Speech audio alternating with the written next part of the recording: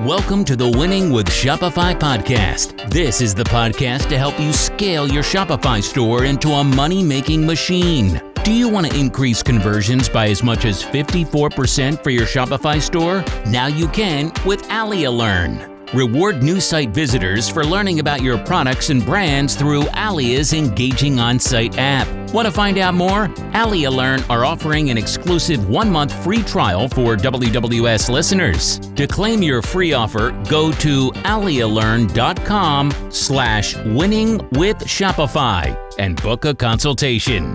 Now, over to your host, Nick Truman. Hi, everybody, and welcome to another episode of the Winning with Shopify podcast. If it's your first time tuning in, a massive welcome to you guys. It's such a pleasure to have you clicking on the pinkest icon you've ever seen in your lives. And yes, today we are going to talk a little bit about brand, which is why I've given that a quick plug. If you're tuning in not for the first time, welcome back. Pleasure to have you with us. And if you haven't already, please leave us a little review. And also, even if you haven't got a question, we'd love to hear from you guys. Even if you just send us your store and just say, we're tuning in, Nick. It's great to have you running the podcast. That would be awesome. Go to winningwithshopify.com and just let us know who you are. Then we can tailor more of the content to you guys as well. So what we don't want to do is just listen to the people that moan or have the biggest problems and ignore the silent majority, as we called it on a webinar the other day with the CMO of Gymshark, which was quite exciting as well. So that'll be on our YouTube channel as well, the webinar with Richard from Gymshark, if you want to go and check that out. That'll be on our YouTube channel in the next few days, definitely by the time this goes out, so you can go and check it out now. But today we are carrying on our series with Alia, talking about CRO optimization, talking about their learning platform and content where you can display content to your customers in returns for some sort of reward, some sort of discount code, something like that. We're going to be talking to a lovely chap called Justin from Redbeard Creative. So Justin, welcome to the show. Thank you. It's good to be here. Well, it's great to have you on the show, Justin. And as we do with all our guests, why don't you give us just a quick overview to your background, what you do, and also who you do it for as well? Yeah, definitely. So Justin Long, my company is Redbeard Creative. As you can see, it's definitely on brand here. Yep. But no, I'm a Shopify guy, e-commerce guy. I've been doing this for about 14 years. And so really my goal is to help people who have an awesome product be able to sell that piece on to other people, other customers and things like that. Nice. And it's great that you've been doing it 14 years. It's the only note I've written down so far, because so many guests we have on haven't been doing it quite as long as I have. And as anyone who's been tuning in for a while will know, I've got excellent face cream because I still look like I'm 15. But yeah, I've been doing this for 15 years, so unless I've been doing it since birth. But so you must have an absolute wealth of experience then. And as I mentioned in the intro, I want to talk a lot about brands. You obviously work with e-commerce stores. You do a lot with brand. And I think you said to us, said to me before we started recording as well, just it's kind of you're whoever e-commerce brands need you to be in the moment. And obviously a massive part of that, where it all kind of starts, is in that heart, that core where the story comes from. So let's start off by talking about brand identity. So why don't you first of all just define brand? What does it mean to you, brand identity? Brand identity, I think, is so it's the visual face that people see whenever they land on your site or look at your product or anything like that. And so a lot of times you want that face to have a good face, right? You want the makeup, the look, the feel of what you want to put out there for customers to see. If you're a natural brand, you want to look more natural, not as built up. If you're an elegant brand, you want to have a different look. It just depends on what it is. You want to make sure that your brand is showing that face to everyone out there. Yeah, absolutely. And here's a much bigger question then. And this is a real challenge we have with a lot of our clients, certainly some of our younger startup stores. I know a good chunk of you guys listening as well are like still running it out of your garage or in some cases even your bedroom. We've had a couple of guests on that are like, yeah, mum and dad are kicking me out soon because I'm literally using my bedroom at home. What sort of things are you looking for when you start to think about a brand identity? Like, what are the things you want to latch onto to include in brand or to get across to customers? Like, what's the stuff we're trying to find within the DNA of the brand or the business? Yeah, definitely. I mean, there's a lot of things that you want to do as you're starting out. Like, I mean, there's questions you ask yourself. Okay, what does that look? What does that feel? What is that tone? What do I want people to feel whenever they come? And so it's one of those things where a lot of times people don't have a lot of money or a lot of experience with brand identity, and so they'll go onto a Canva or on some other platform and just say, "Hey, this is what I need," right? And so they'll get maybe something a little bit more generic, but it's something to start out with, right? But I've learned that a lot of times, and I know that it kind of varies, but a lot of times people see credibility in a logo or a brand. And so if someone comes to the site and it's not a product that they understand or they get, even seeing that brand to begin with, and it's something that's a little more polished, it's like, oh, I give this product a little bit more credibility to begin with, right? Yeah. I think that the phrase that's running around my head at the moment is chicken and egg, isn't it? It's like Yeah, when you first start out, you don't know who your customers are, so you don't know who you're trying to appeal to. So you've got to get some customers in to then appeal to them. But to get them in, you need to appeal to them. So exactly. I like what you're saying actually about just starting out. It's like you might start with something really basic, doesn't really have much meaning, and evolve it from there. Exactly. Yeah. And I mean, you're so right. It is chicken and egg where, like a lot of times people don't even know what they don't know. And so they have to kind of figure out, okay, I'm going to put this out there, see if it resonates with customers at all. Right. And then they can adjust and see, okay, what does that prime customer look like, that core customer look like? And so I can start then tailoring everything I'm doing from brand identity, look, feel, what I'm saying, how I'm saying it, all those things start to then align with who your core customer is. Yeah, nice. And you've just mentioned about if it resonates with customers. Again, a question I rarely get asked by clients, but I'm always trying to get across, partly because I'm a data guy, is how do you know if it resonates? Like what sort of stuff are you looking for? Like what metrics can you look at, or what exercises could you do to find out, is my brand actually resonating with the audience or the customers that seem to be buying from a Shopify store? Yeah, so I mean, and there's a lot of different ways, honestly. I mean, number one, sales, right? If people are buying what you're selling, then it's definitely resonating. But there's things that you can also test as well, and I think this is where Alia comes in. Is that like what are some of those things that I can teach people via my Shopify site or via social media, where it is, am I getting impression? Am I getting share? Am I getting all these things that start to tell me that what I'm saying is resonating with people that I'm trying to sell products to. Yeah. I think the sales one's so important, isn't it? And I think it's quite interesting actually seeing who's bought stuff, but also what they've bought. Because then you kind of go, okay, people in this particular area or this age demographic or whatever information you can kind of get on them without, and spoiler alert, you can ask them. We'll come into that in a minute. But I think, looking at what they've bought and then coupling that up with where they're actually based, and it's really interesting. Certainly, I mean, if you look at, I don't know how many of my listeners you guys have been to the UK, but we have this like concentration of like just basically concrete in sort of London, Birmingham, and a couple other cities, Liverpool, Manchester. We have little areas of concrete. And those guys seem to spend the most money across the board. And then you have these big waves of countryside where we love living, but not a lot of people in those areas buy. And it's the same in the US. If you look at the buying demographic of the kind of northern to central coasts versus the center of the US compared to Texas, compared to Alaska, which is obviously the other side of Canada, which I've never quite understood. Let's not talk about the history today, but I'm sure there's a reason. But I think when you start to look at the geography and then go, what are these people buying? Like, the audience in LA, you can kind of connect up a few stereotypes and work out what's going to resonate with someone in LA versus someone who's sitting in Canvas versus someone who's sitting down in New Mexico or something. But I think certainly talking to customers, I think is a really good way of doing it as well. How many of your clients, Justin, have you been through those exercises where you actually had a conversation with a customer on the phone or done a survey, or how does that tend to work? Yeah, I mean, definitely. It's as you're learning. It's funny because you always have those friends and family that you go with. Hey, I've got this product. I'm going to give out samples to everyone I know, right? And get feedback on what is this product, what does this mean to you? Is this what it is supposed to be? Am I saying the right things? And then you kind of widen that out to different coupons or whatever, like to get people just to try it. Right. There's been several customers that I've done where we've been given free product out either via social media or something just to get reviews. We do a lot of e-com on Amazon, Walmart, and that's another option where you can get some stuff out there quickly and get some feedback on kind of what your product is it resonating, all those different things. Yeah, I think it's a really interesting point actually about Amazon and Walmart, and obviously you work on those platforms as well. Obviously you can get it out there, but it sounds too good to be true to just kind of go like, oh, we'll just whack it on Amazon. Oh, look, we made $100,000. There's more to it than that, isn't there? Like, what are some of the big things people need to think about when kind of getting the product out for the first time and testing it in one of those marketplaces?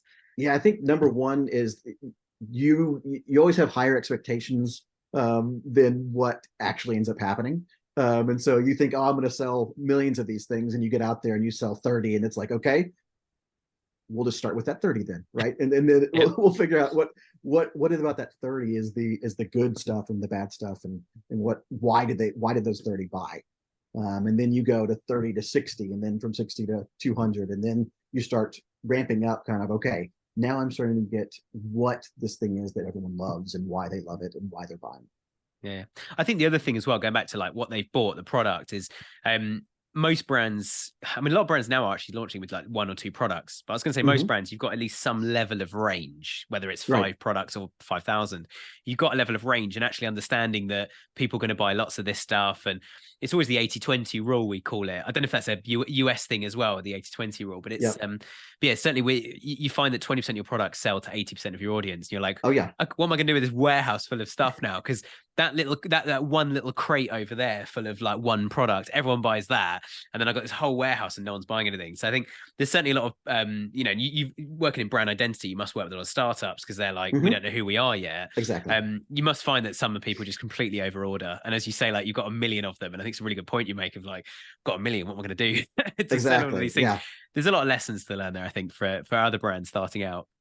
100%. That's one of the things that I actually work with a client right now where she did buy a whole bunch of stuff that probably she shouldn't have.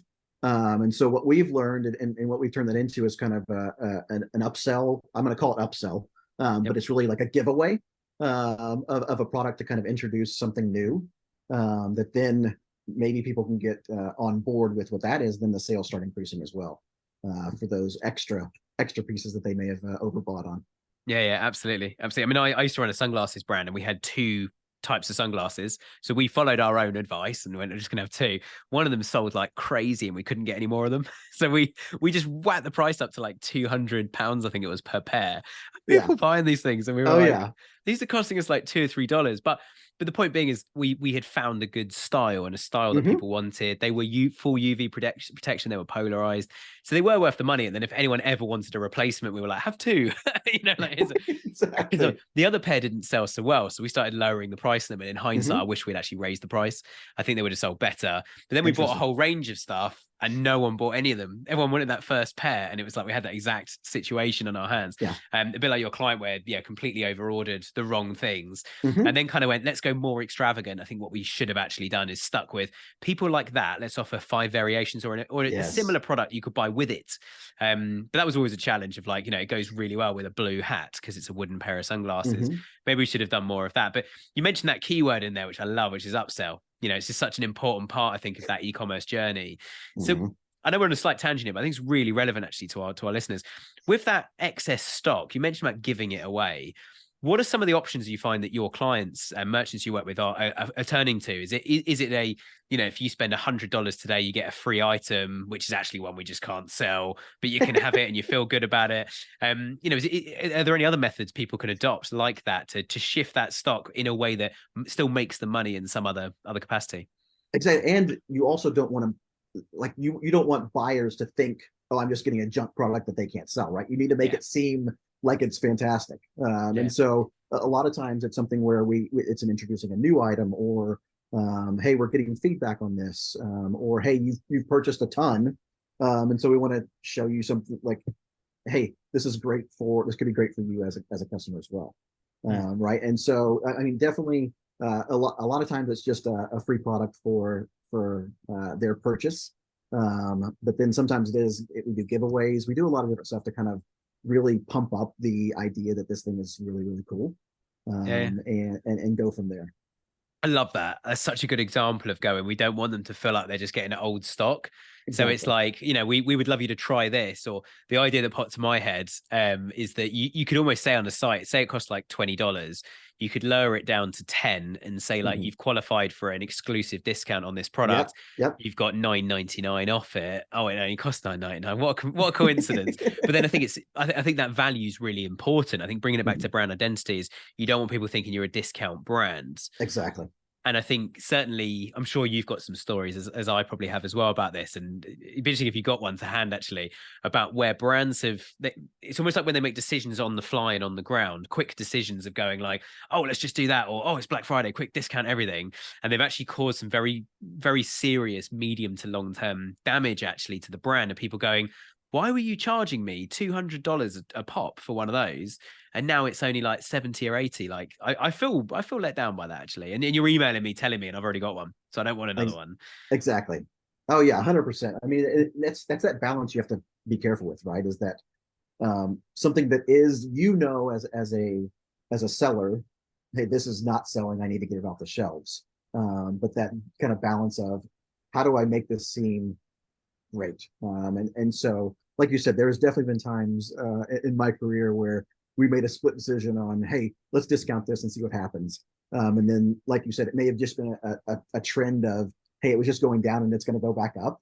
And so then what do you do on that upswing then, where you've already promised this price of something really low? And then it's like, oh crap, it's starting to go now, and we could have kept it up here. And so we lost margin on all of those pieces.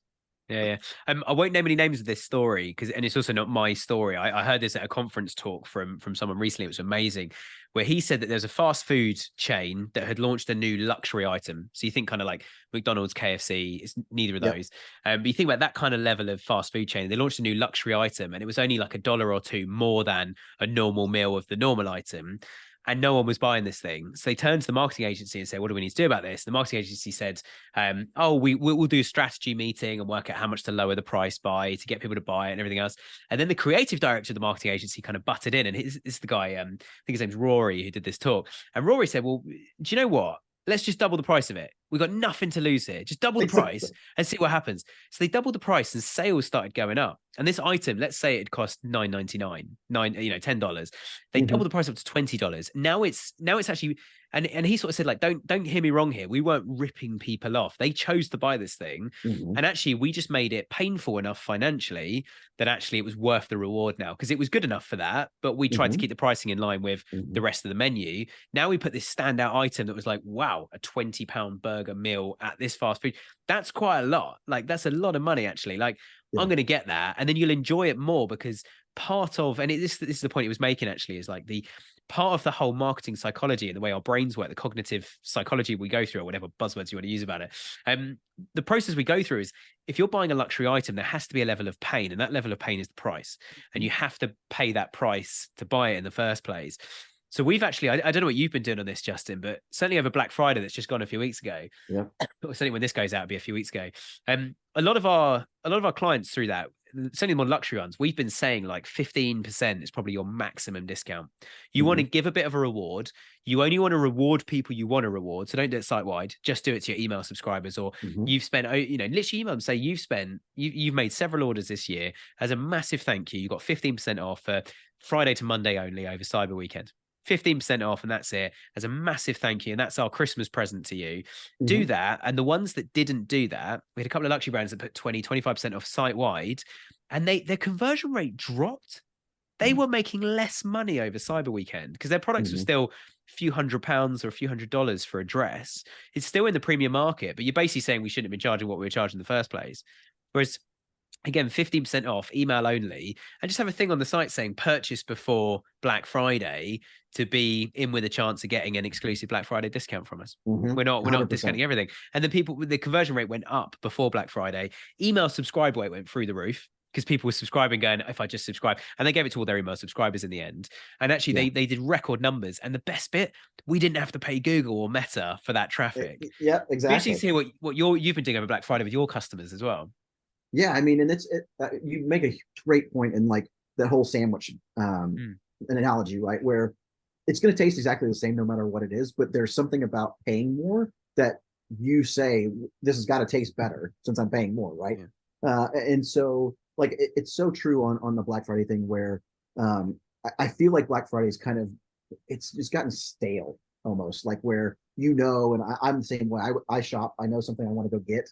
And so I go find the best coupon for that item, and then go to the best place to buy it, whether it's an e-com retailer or their specific website or whatever it is, right? And so I think what you're saying is that as people think differently about it, that the shopper also thinks differently about it. Where if they feel it's exclusive, if they feel it's only for them, it's such a huge bonus, where someone gets that dopamine rush of, oh, it's only for me. No one else gets this. I'm going to definitely go with them rather than going to a big retailer to get that item, right? And so that's one of the things where, as you can really hone in on who your customer is and what they want to hear, I think you can definitely pull share from those bigger sites that might also sell your item.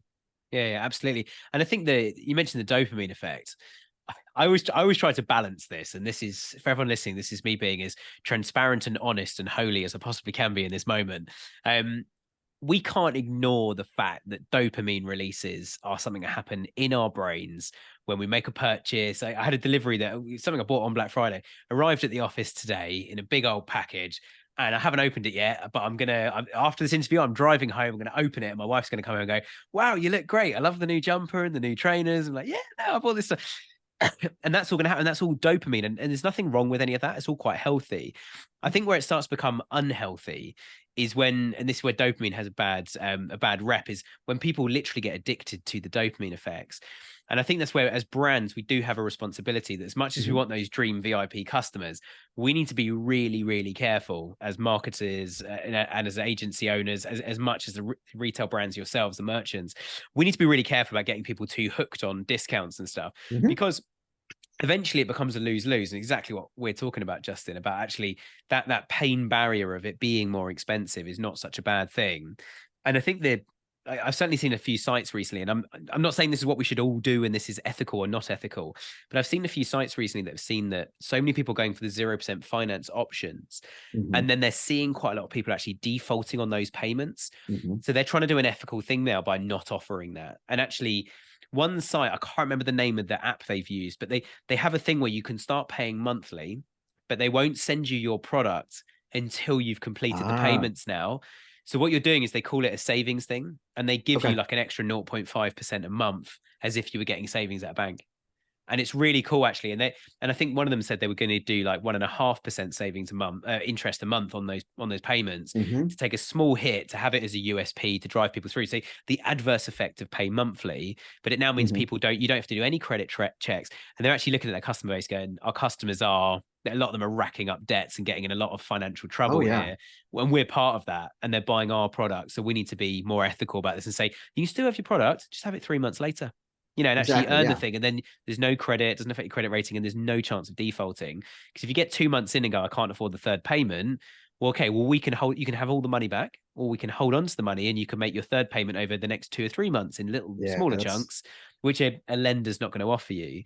So I think, what are your thoughts then, Justin, on just general ethics as a business, and the kind of, I love the phrase, what goes around comes around as well. Exactly. Yeah. And it's one of those things where, as I'm a marketer, right? So there's so many things that I can do, because I know all about psychology and all those things that people, and I think that there's certain things that I think people are now understanding that, hey, it's actually really bad for kids or for adults, that like they get this dopamine rush and they get that addiction. And then it's like, oh my goodness, what's going on? And I love, what you were just talking about with the kind of buy now, pay later, that is brilliant. Like, because it helps people get what they need, but it also allows them to not suffer if they don't pay. Right. Because that was one of the things I've actually been looking at, the kind of buy now, pay later. And it is tough, where, because of the dopamine, people are like, I got to have it now. Yeah, I want it today. And then they get it, and then they're like, I have it and I can't pay for it. So what do I do? And it ends up messing with everything in their credit history and all that stuff, right? And so it is a fine line, because there are things that you can do as a marketer that people will resonate with, right? But again, I think, and it's funny, I was actually looking, I think it's Webster's word of the year this year is authenticity, right? And so I think it was this year. But like, people just want authenticity, right? So they don't want a brand to say that there's something and they're not. And so you have to be very careful with kind of what you say, how you say it, and then back it up with your stuff. Think about the kind of buy one, give one model out there that was really prevalent back in the day, where you bought a pair of glasses, you gave one. to a third world country shop or something, or shoes or whatever it was. Like people, that resonated so much because people actually put skin in the game of, hey, I'm actually going to purchase this because I know it's going to help somebody. And what's funny is those brands ended up getting purchases just because they had a lot of cool things that they made as well. Someone may have bought it and not even known that they were giving something away just because the shoe got out there and it was cool, right? And so I think there is definitely some responsibility from our side as well on, hey, what are we saying? Are we being legit? Are we being credible? And making sure that the customers understand as well. And then the story gets even stronger. Yeah, and I think going back to authenticity on this, there's 2 or 3 things running around my head, which I'll go through really quickly. The first one is you can't hide these days, right? So like social media is here. If you screw up, you screwed up, and everybody knows about it. I think there's also the thing of like, do you still want to have your customer base in 5 years' time? Because if one of them defaults on a payment, whether it's your fault or not, they're not going to be here in 5 years. I think we need to be really clear on that. At the same time, like, if you're selling, I don't know, washing machines and dishwashers and laundry appliances, actually buy now, pay later is a good thing because it's an emergency. I didn't plan for this. We can't all plan to have like, half your house fall apart and flood because the washing machine's gone wrong. We can't all plan for that. So actually, I think there are situations where it can work really, really well. The thing about authenticity as well is like, it's always the thing of like, would you like 1 sweet today? Or would you like 3 sweets tomorrow or 10 sweets next week? And I don't know if you guys had this in the US, but the Haribo advert was amazing at this. They did a thing where they had a camera, a table, and some Haribo on the table. And the kid would come in and they would say to the kids, you could have the whole bag if you don't eat any until we come back in the room. But you can only have the 3 or 4 on the table if you eat even one of them. You can only have 3 or 4. You can have the whole bag afterwards. And they'd be sitting there. The kids are like playing with it and like lifting it up and looking at, and it was a really interesting, and to use it as an advertisement as well. And I loved that because it's like the whole temptation of like, as soon as you think about Haribo, you're like, oh, I really want some Star Mix or something. But then the flip, in fact, one of my colleagues is actually eating them today at her desk. But the flip side of that then is going, okay, but then do I want all the health problems tomorrow? And I think it's the same as for us as retailers of going that, do we want to lock in a customer for the next 10 years and have them locked in completely by choice because they want to keep buying from us and it's a healthy way of doing business with them? Or do we want to just get the cash today and then not have a customer buy a second time from us? And I'm going to bring Alia into play here as well, not just because they're our sponsor, but actually because they've got such a good solution for this. And we've heard about the last few weeks. And it'd be good, Justin, to get your view on Alia and how much you've used it. And just to say, everyone as well, Justin works with Alia. He's not paid by them. He's come on as a guest. I know you love Alia, which is why we've got you here to tell us more about it. Tell us more about how you've been using it with your merchants. Yeah, so it's the story of us and Alia, where it was I had several customers where we had this idea of, hey, we want people to get a coupon or a deal, but we're tired of just giving it away. We want them to learn about of our company or our product or whatever it was.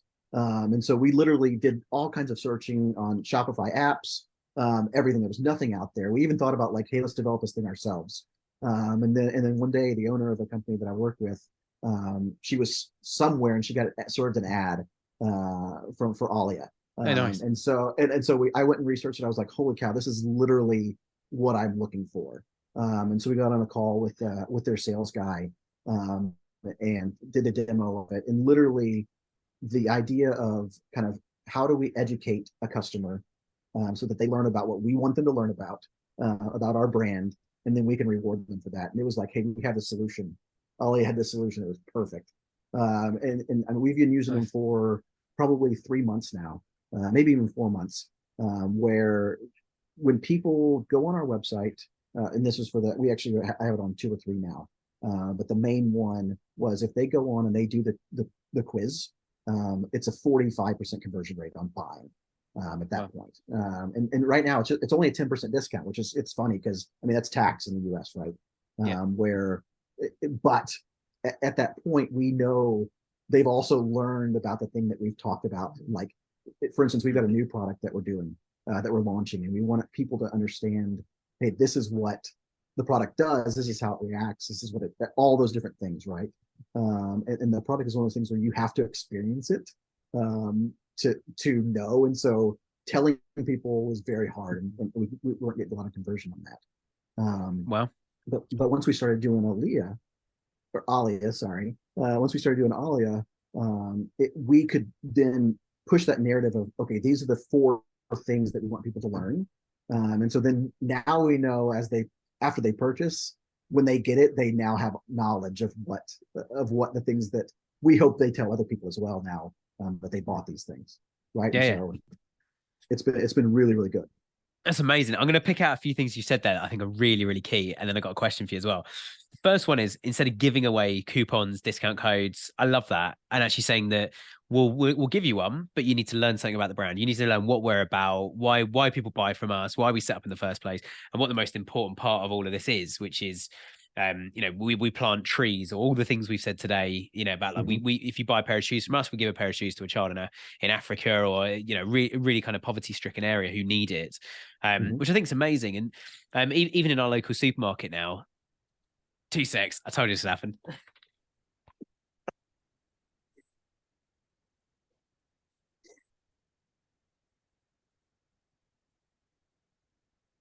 Well, I'm back.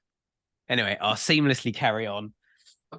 So even in our local supermarket now, we have a thing in the UK called Food Bank, which is, if people can't afford food, I don't know if you guys have it in the US, but you can basically go to a local food bank and they have free food for you. Mm-hmm. And there's a few rules now about like making sure people aren't just taking free food for the sake of it. It has to be, you need the food, or, you're on what we call our benefit system here in the UK. I haven't got a job, I can't work, I'm disabled, which prevents me from earning money, whatever it is. So you can use those food banks, and they're all set up they're nothing to do with the government. They're completely independent. But in the local supermarket, you can walk in and they just have a massive set of shelves full of bags. Oh, wow. You've no idea what's in them. It just has the price on the side. You just go like, yeah, I can afford £3 to feed a family for 2 days. Pop it in the thing, and then you scan it and pay for it at the till, and then you leave it on another shelf outside the till. So you pay that supermarket, and the supermarket give you all the food at trade price as well. So it's cheaper. Cool. So it's a really cool way of doing stuff. And I think getting that across it's great in the supermarket, and we read about food banks all over the news and stuff. But if you're doing that as a small business, I love the fact that Alia is like, well, look, we'll give you 20% off if you watch this video. And the video is like, actually, people don't have proper clothing. We set up this thing because all candles are made with plastic, and you're burning them and you breathe them in, or whatever the thing is. Yeah. So we've made these, and I love the phrase as well. Like, you can't unhear certain things. Like, you can't unhear like the amount of plastic that's in tea. And my team at work and my wife sometimes criticize me because I'll say like, I heard this fact the other day, isn't that disgusting? It's so bad, like we need to do something about this. And then they're like, and then I'm standing there with a cup of tea in my hand, just drinking a normal cup of tea, and it's like, all right, I need to make a change. But you can't unhear those things. And the other thing you can't forget is who told those things to you. So was it on the news in the morning, or was it on a website you saw this thing going, I had to buy from these guys? As soon as I heard of all the amazing work they do, or the beautiful products they've created, I had to buy from these guys. And so I love that. Now, my question really, we'll come back to the new product stuff in a minute, because I think that's quite interesting, certainly interesting use case. But the stat you mentioned about 45% conversion rate, one of your merchants or one of your clients has got when people have gone through that learning process. I guess the question really, and you might not have this at hand, but how many people go through that process to get the discount? Like, how many people see the discount and go, oh, I can't be bothered to get 20% off, I'm just going to buy the thing anyway, and ignore that, which means we've kind of missed out on the Alia side of stuff. Yeah, definitely. It's one of those things where the great thing about Shopify is it tells you everything, right? It gives you all the data, all the analytics, and Alia has done a good job of kind of integrating some of that into their dashboard piece on their app. Yep. And so you can kind of see, okay, we've had 1,000 customers today, and 30 or 40 of them have gone through the Alia Quizlet, right? And so you can see all that. And so what we're trying to figure out is, how do we get more people to the site so that they can see it? And also been working with Alia on, hey, how do we make it even more prevalent? I know they're working on a couple of features right now it's just a little button in the bottom, or a little pop-up, right? But they're trying to see, and I think they've actually implemented this for a couple of customers, where it's actually on the buy page, right? So it's right below the, I want to add this to my cart. It's like, hey, take this quiz and you get 10% off before you even add it to the cart, right? So it's implementing it. How do you get it in front of more people, more places? And so that's where really we're trying to see, okay, what are even if it's like a landing page or something within our site that we can pull from social to go right to a quiz, right? And so what are these different things? And Alia has been great about just their support on, hey, that's a great idea, let's add it in. Their team is amazing over there. And so just those different pieces to get it in front of more people and more prevalent. And I love that about a small early stage organization like Alia as well. And when I say early stage, everyone, like, they've obviously paid to sponsor this podcast. They've got loads of people working with them. They've got hundreds and maybe even thousands of merchants now, but they're early stage enough that if you want something, they'll help develop it. Like, no idea is a bad idea at this stage. It's like, let's just test everything and put them in the queue of tests and test stuff and see what happens. Because I think the thing I've often thought with it, and I've mentioned this to Corey as well a couple of times, who we had on a few weeks ago. I mentioned that actually, if you could get it into the checkout page and say, like, you're checking out now, and it's like, I'm about to put my credit card in on the next screen. It's like, 10% off. Yeah, why not? Watch a video. Next thing you know, I've bought 3 products. Exactly, right? The only argument to that is I'm in the checkout, so just let me check out and pay full, and don't give me a discount, and then send me the video afterwards, and or a link to the learning platform. But I love it, as you say, like, it's trying to get it more prevalent to go, like, you can add to cart or you can get a discount on this product, and then add it to cart, and then you can have a discount, or when you add to cart, it then says, here are other products you might be interested in, or why don't you get 10% discount, learning more about us, learning more about our organization and what we do. And I think, certainly some of the guests I've had on the show, I think so many of them could benefit from it, from some guys who, they live in the mountains in Mexico, and they literally go around the mountains every, which sounds like a song, go around the mountain once or twice a week with their phones, and just put content on their social channels going, like, here's all the clay we're making, and they're called clay imports. Here's all the clay we're making our products out of. Or whether it's walking around the factory and going, look, we have 100 really passionate women who are weaving right now, making products for you guys. Or for example, like one we had on, which is Portland Leather Goods, we had on possibly nearly a year ago now. They amazing business. And although they sell leather products, and was like, oh, leather, like, beef's bad, cows are killing the planet, and it gives you cancer, and we all know that, and we still eat it. But the problem is that industry, even if it decreased by 90%, there would still be so much leather waste product.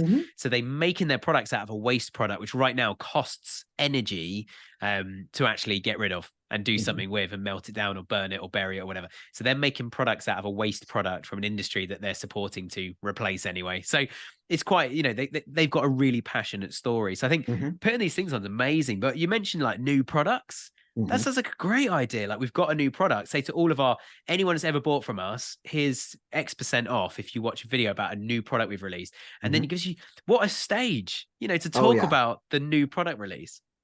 100%. And I mean, it sounds like I'm getting paid by Alia, but I'm not. I promise.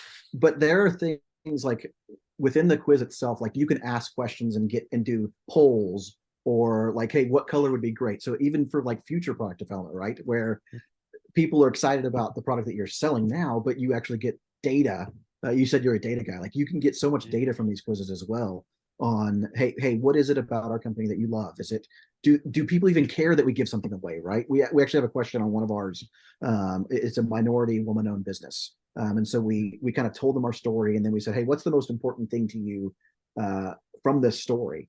And one was like, it's made in the US, or it's minority woman-owned, or the price is really good, right? And so you can get these data points but people didn't even care that we're made in the USA, because it's something that 60% of the people said it was because we're woman and minority owned, right? And so just the data you can get, while also, like, you're capturing emails, you're capturing data, and you're just giving a coupon that you would have given away anyways, right? But now you're getting something for it, which is what we loved about it. Yeah. And I think the other thing as well, I'm just writing down a couple of notes quickly, but the thing with data, though, that always annoys me is it tells you what's happened, but not why. But the data you're talking about gives you the why, because it says, exactly, like, well, why did you make a blue one? Well, on the poll, everyone wanted a blue one. So we made a few colors. There's a range, because there's still the marketing psychology, but we ordered 10,000 units of the blue one and about 500 units of all the other ones. So, like, we use that information. Because that's the thing that always annoys me about Google Analytics is I think you can overanalyze. You can look at analytics and go, anyone that adds that to cart doesn't check out. And so you're like, all right, we'll stop offering it. Or let's, like, or you can look at the journey. But if you asked all those people, you might find actually that all of them go, I've added it to basket because I want to save it for later. And when I come back later, it's not there. And the data won't tell you that. The data has Exactly. no way of, so you might see that people, returning visitors got a bounce rate of 80%. You still don't know why. But if someone tells you, well, I wanted to save it and there was no option to save it. So when I came back, it took me 10 minutes to find the thing again. Then I saved it into my brand, which is why there are so many visits to purchase. I might have purchased it there and then if I had it, but I got what I call shopping fatigue. Things need to be quick and easy. There's a thing called shopping fatigue, which I don't know if it's a real thing. I call it that. It's obvious what it is. But I think the other point to make as well about like for example, that women minority owned group, I think it's really powerful. And I just, as you were saying that, I was thinking like, what kind of video content could you put on these things? Interviews of people or somebody going like, actually, let's go and see the waste out there, having a video of the founder in the car, drone shot of them going by and them talking, saying like, I used to drive past this place every single day when I was a accountant or something. And then I saw this, and I thought, what? It's all that plastic just there that they're just melting down. If I melted it down and made products, then it wouldn't go to waste. Plus, this place wouldn't need to exist. They could just drop it in my factory and also, how could I make the energy in an eco-friendly way? What products could I make? What problems could I solve with that? Bang, you've got a business. As soon as you know that as a consumer, you're like, I can't go to my local pharmacy and buy those products anymore. I have to buy them from, there's a particular guest we had on called Last Object, and they're buying plastic that's been sucked out of the ocean to make their products, like earbuds, things to clean your nose, like toothbrushes, all the kind of stuff that you kind of use for a bit and chuck it away. They're like, no, this is the last one of those objects. So again, a passionate video and going, you can have X% off if you watch the video. So it adds such a bigger depth actually to that video content and gets people to watch it. And it does what it was intended to, which is help sell more products and create more lifetime VIP value, high value customers. Exactly, 100%. That's what, as a marketer, as a seller, like your main goal is to get people that want to buy your product and then tell other people about that product, right? And so if you give them the story, that then the next person that they tell about the product, they become the storyteller. And that's where I feel like what Alia does is they allow you to feel and hear the story firsthand, and then be able to then tell the story to other people, to your customers. So I literally was going to write the word story down and then I smiled because as I was going to write it, you said like, you need a story they can tell other people. And I couldn't agree more. I think it's such an important point that nothing's worse than when someone goes, oh, that's a nice jumper. And if you know them well enough, they'll have a quick feel of your jumper and go, that's a lovely jumper. And then you say like, yeah, I found it on Amazon. All right. Or you say like, yeah, it's made of bamboo actually, which is the fastest growing tree in the world. It can grow a foot a day in certain parts of Asia. And you see like, I used to sell bamboo sunglasses, so I know this stuff, but we never had a video going, okay, why are they made of bamboo? It's not just a cool material. It's incredibly, they literally make scaffolding out of the stuff in Asia. And the business never got high and far enough for me to go out to Asia, but I wanted to go out there and actually climb some scaffolding and go, I'm standing on some bamboo scaffolding right now. So if you're wondering if our sunglasses are going to be robust or not, yeah, they are. You can literally build some scaffolding out of them. Like they're awesome.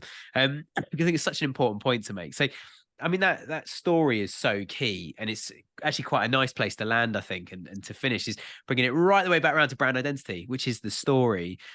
As I said right at the start, it's a bit chicken and egg, isn't it? You've got to kind of get enough traction to know what your story is and find out what's important to customers to develop and evolve that story to then tell it with video.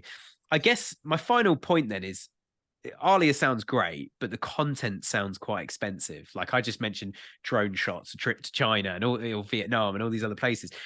How easy is it to actually start creating some of that content or getting people to use Alia without signing off $50,000 to do a massive travel and shoot and TV production, which could cost millions, let's be honest. Yeah. I think honestly, it goes back, I think, to what we talked about earlier, is that authenticity, right? Where it could be just someone in their car talking about what this product is or how it's changed their life or what it is that they've done. I've got a customer that does cooling towels, and it's this new product that she kind of invented it herself, right? It's one of those things where unless you're hot and sweaty, you would never use a cooling towel. But once you feel it, she has this thing called the hot water challenge where you could literally put it in boiling water, you shake it like twice and it gets like freezing cold. But unless you do it, you have no clue if this works. But if you get other people, I mean, so we got a couple of UGC, we gave away a couple towels, and people were like, "This is amazing," right? Where it's one of those things where, again, if you can get it in people's hands and they start telling your story, that's the perfect segue into how people can buy your products. Yeah, you just reminded me of that. I assume you guys have had these. I think it's a worldwide brand, but you know the hobs when you're cooking with like a frying pan or whatever. You got the hob. You get an Yep. electric hob, and as soon as you turn it off, you can whack your hand on it. And on the advert, the guy whacked his hand on it, and they managed to go viral on, I think it was Snapchat and Facebook back in the day, with people putting their faces on it, which I thought was hilarious because but it was showing exactly like that towel. Like actually, the Exactly. temperature change is crazy. So Mhm. yeah, to run it under boiling hot water that's like melting something underneath, and then to go like shake, shake, and then bang, and go like, oh my gosh, it's Yeah. actually freezing. Or to then like chuck something on it and go, look, the water's freezing on it now because it's Yeah. turning to ice, or whatever the kind of biggest challenge is. And I think I Yeah. mentioned last week as well about a phone case company we work with where they would get the latest iPhone as soon as it came out and drop it off a tower within the phone case, and someone at the bottom would go, wow, like the big reaction. No, Yep. look, the phone's fine, not a scratch, not a scratch. Yep. And it would take out the case, not a scratch whatsoever. And the case still looks immaculate as well. And it's been dropped from 50 meters in the air. So yeah, really powerful. And I think UGC as well, you mentioned, which we could talk all day about. Oh yeah. Very, very powerful. So do you find some of the guys you work with actually put UGC into Alia for people to watch as video content? Definitely. We've actually got one on one of the sites that we do where we paid. I mean, again, we there's definitely different UGC people out there, but we found ones that were cool with just taking a product and giving us a video. But then, yeah, it's one of those things where anytime you can get someone else to talk about your brand, it's perfect. Where again, it's the authenticity behind it. Where if I get up there with my red beard, I'm like, hey, this thing's awesome. They're like, hey, he works there. Of course, he's going to say it's awesome. But if you get someone else out there who loves it and buys it, it's one of those things where it's a whole different story. And I think I think my final thoughts on Alia just for today is it's such a, I'll be honest, I've not used it myself, but we are planning to use it on a couple of sites soon. I only kind of heard everything's still evolving quite quickly there. So I only heard about it as they were like, can we sponsor the podcast? We're like, yeah, we got December as a break. So here they are sponsoring December. But we're looking forward to using it because I think so many retailers have been looking for ways to engage with their customers and consumers more than what we could traditionally do on a web page. And Corey, I think it was Corey, gave a good example a few weeks ago, going, when you walk into a shop, you would expect to be greeted, hey, can I help you with anything today? And you get to say yes or no. And most people, certainly in England, we all say, no, we're fine. Then we walk to some products and go, I don't know what I'm doing. And you go back and say, sorry, could you give me a hand, actually? And it's a very British thing, whereas I think in the US, you guys walk in and you're like, where are these? You just kind of march straight to them with very different approach in our cultures. But yeah, Justin, look, it's been an absolute pleasure having you on the show today. If people listen to this going, Justin, you sound great. I want to test Alia. It'd be nice to have someone like you along board doing other stuff for us as well. How can people reach out to you? How can people get in touch? So my website, redbeard-creative.com. You can email me, Justin at redbeard-creative.com. Any of those different things. Check me out. I'd love to help out. Awesome. And for anyone listening and not watching, Justin has a red beard. So as soon as he appeared, I was like, he's obviously the owner, which is awesome. But yeah, Justin, thanks so much for joining me today. It's been great to have you on. I've loved it. Thank you very much.